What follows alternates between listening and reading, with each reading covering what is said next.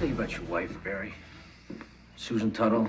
Deputy U.S. Marshal Winston McBride is one of an elite group of men and women who specialize in the chase, tracking down fugitives. That's the premise of the new ABC weekly drama, The Marshal, starring Jeff Fahey.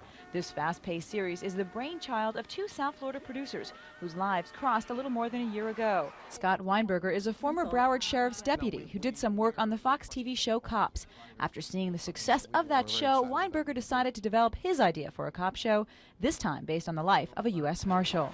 I had never known what their actual duties were until I did this operation, and they're after thousands of fugitives, and they go out and arrest 2 or 3 guys a day.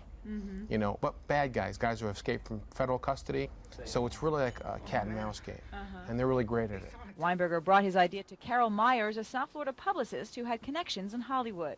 We brought them a few sentences, actually, that excited them so much when they heard what Scott had said about what the Marshals were really like. And they were fascinated by hearing it from somebody who'd really been there. Don Johnson, who worked with Myers during the Miami Vice days, signed on as executive producer of the show, and now Weinberger and Myers' idea has made it to network TV.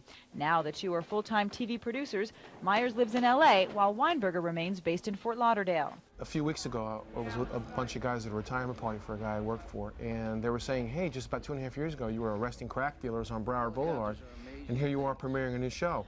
But you know what? There's a real parallel line to it, and even though I'm in a different industry, I think what I did out there is as important as what I'm doing here, because we're delivering a message, and the message is that these guys are doing a hell of a job, a very important job, and anything that we can do to give them the recognition they deserve is part of everything I've ever done. Lisa Petrillo, Channel 10 Eyewitness News, on the Night Beat.